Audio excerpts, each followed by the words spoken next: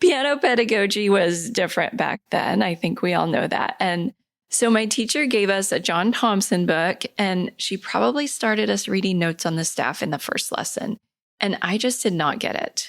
I even remember the teacher telling my mom that she just didn't understand why I wasn't catching on to reading music. I'm not sure how long this went on, but I actually remember that I was trying to read where the stems of the notes were instead of reading the note heads on the staff. Like, what in the world? I'm sure my piano teacher would be shocked if she knew where I was today. Hey there, I'm Rachel Ehring, and you're listening to the TopMusic Piano Podcast. Get inspired as we discuss creative resources, trends in piano pedagogy, ways to grow your income and streamline your studio, and new ways to engage your students each week. If you are a teacher who wants to go beyond the method books to create an innovative studio that fosters lifelong music makers, you've come to the right place. Hi there, piano teachers. Thank you for listening to this episode of the TopMusic Piano Podcast. I was trying to decide what to do for this episode because it isn't episode 100. That's next week.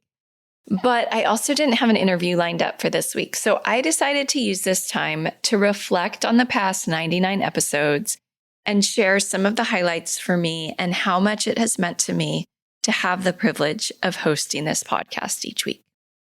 But I thought to start out, it would be fun to share a little bit about my early piano lessons. I often ask my guests about their early memories of piano lessons, but I realized I probably have never shared the story of little Rachel learning piano. When I was really young, we had my grandparents' old upright piano in our house. Now, no one in my family played the piano, so I'm not even sure why we had it, but I remember as a very young girl thinking that it would be so cool if I could play that thing. My sister was 2 years older than me, and I remember she could sit down and pick out some simple melodies by ear, which I thought was really interesting, but I had no idea how to do even that. The whole thing was a big mystery to me. So finally, my parents decided to sign us both up for piano lessons. I think I was in first grade when we started, and I was so excited to start lessons. Now, this was many, many years ago. I won't tell you how many. Piano pedagogy was different back then. I think we all know that. And so my teacher gave us a John Thompson book, and she probably started us reading notes on the staff in the first lesson. And I just did not get it. I even remember the teacher telling my mom that she just didn't understand why I wasn't catching on to reading music. I'm not sure how long this went on, but I actually remember that I was trying to read where the stems of the notes were instead of reading the note heads on the staff. Like, what in the world? I'm sure my piano teacher would be shocked if she knew where I was today. I have no idea what was wrong with poor little Rachel, but she was a hot mess piano student trying to read the stems of the notes. Finally, my teacher, I think she was at her wit's end, decided to put me back in the pre-beginner John Thompson book. I don't know what it was actually called, but even at age 7, I understood that it was like the remedial book for kids who couldn't hack it in the regular book. I clearly remember my first week in that book. I played 4 whole note middle Cs with my right hand and 4 whole note middle Cs with my left hand. And I thought, now this I can do. And after that, honestly, it was pretty smooth sailing. I just needed to start a little simpler, I guess. I flew through those early books pretty quickly. Eventually, I even caught up to my sister, who had been 2 books ahead of me, which I was very proud of. And honestly, I always enjoyed practicing. Well, I should say I always enjoyed playing because I wasn't necessarily practicing the songs I was supposed to be practicing for my lessons. But honestly, I think that's okay because I was improving. My sight reading was improving because I would play anything I could get my hands on. My technique and my rhythm were improving because I was playing the piano. So even if it wasn't exactly what I was supposed to be practicing, I still enjoyed playing, and I think that's a really important piece of the story. I was with that first piano teacher for a pretty short amount of time, maybe a couple of years at the most, And then my mom got a recommendation from one of my friend's moms, and I started taking lessons with a teacher named Sharon Kane, and she was great. In my mind, she was the perfect teacher. She had stickers, she gave out prizes, she had piano parties. She wasn't doing anything crazy, but those little incentives meant a lot to me as a child, and I loved her as a piano teacher. She actually was a vocalist who also taught piano. So after a few years, she thought it would be good for me to move on to a more advanced teacher. And so she gave us a recommendation and I switched to another fantastic teacher. But I obviously have really fond memories of those early lessons. And I think they were really formative in my playing as well as in my teaching. Now, I'm not going to spend the whole episode telling you about all of my teachers because I've had quite a few. But I do want to tell you that when I think back to all my teachers, there is one that stands out as being absolutely phenomenal as both a teacher and a pianist. And so next week for episode 100 of the podcast, I invited her to be my guest on the show. I already did the interview with her and I hope that you love it as much as I did. She is so fun and has so much wisdom. I think it's going to be a really fantastic episode. So you have to come back next week. But this is only episode 99. So I want to take just a few minutes to reflect on some of the highlights from the past 2 years of doing this podcast. When Tim asked me to host this podcast for Top Music a little over 2 years ago, I was so excited, but honestly scared out of my wits. I had so much imposter syndrome. Who was I to host a podcast on piano teaching? But if a great opportunity comes along, I tend to say yes and then figure it out later. So that's what I did. And I will tell you that hosting this podcast has been an incredible experience for me. I have met so many fantastic people, and I've learned so much from talking with all of my guests. I think that one of the reasons that my episodes seem genuine, at least I hope they do, is that I'm as curious as anyone to learn all of this information. I'm an experienced pianist with decades of performances under my belt, but I really haven't taught nearly as much as many of you have. And so I'm learning right alongside all of you. This podcast has made me a better teacher and definitely a better leader for the teaching team that I lead at the conservatory.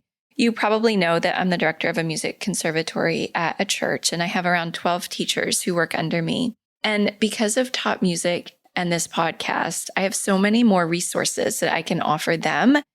And I know what creative lessons look like and different methods that teachers are using in their teaching. I actually told my boss at the conservatory recently that hosting this podcast has made me better at my job because I've learned so much from it that makes me a better teacher and leader. So if you go all the way back to episode 1 of the Top Music Piano podcast, I did a solo episode on using stories in piano lessons. That episode was one that I had actually recorded for my original podcast, Dynamic Piano Teaching. And we needed a pilot episode for the new podcast, and Tim suggested that one. And then my very first guest for this show was Tara Mock. And we talked about having conversations with parents of students with neurodifferences. Tara is fantastic, and she gave such a kind, empathetic interview that it was such a great start to the podcast. And it's actually one of the most downloaded episodes. Now, don't worry, I'm not going to go through all 99 episodes for you because that would only be fun for me, I'm sure. But I do want to highlight a few special ones. One that was actually the most downloaded was my interview with Shannon Saravia about building a multi-teacher studio. There were a few episodes where my guests shared stories that really resonated with me and I think with you as well. More recently, I had Linda Gould on the show to talk about the narrow keys piano, which is a really niche thing. But hearing her share about how it took decades to finally get the narrow keys piano produced and all of the struggles that she went through to get to that point was really powerful. Robin Spielberg was another powerful storyteller, sharing about why she advocates so strongly for music as a means to emotional well-being and how powerful music can be as a form of therapy. There's another episode that I think about sometimes, and that's my interview with Anik Gotler. If you don't know Anik, she is kind of a rock star on YouTube. She has almost 300,000 subscribers on YouTube, and she makes really fun, entertaining videos, which I found out in the interview she edits herself. But she also is a phenomenal pianist, and she essentially has created a career for herself as a pianist. Rather than waiting around to be asked to perform on stages, she figured out how to create the opportunities herself and find an audience. It was so inspiring for me, and I think about it all the time. Another episode that I think about is my interview with Eric Branner, where he shared what happened when he doubled his rates as a teacher. I had never heard him share that story before, so my jaw was on the floor. I think a lot of us have all kinds of money hangups and baggage from our past. So hearing him talk about it very matter-of-factly was inspiring to me. I was thinking maybe I'll do an episode about money mindset in the future. Let me know if that's something that would be interesting or helpful for you. Now, I promised I wouldn't reminisce about all 99 episodes, but I do want to thank each and every one of my guests for contributing to this podcast and to music teaching as a whole.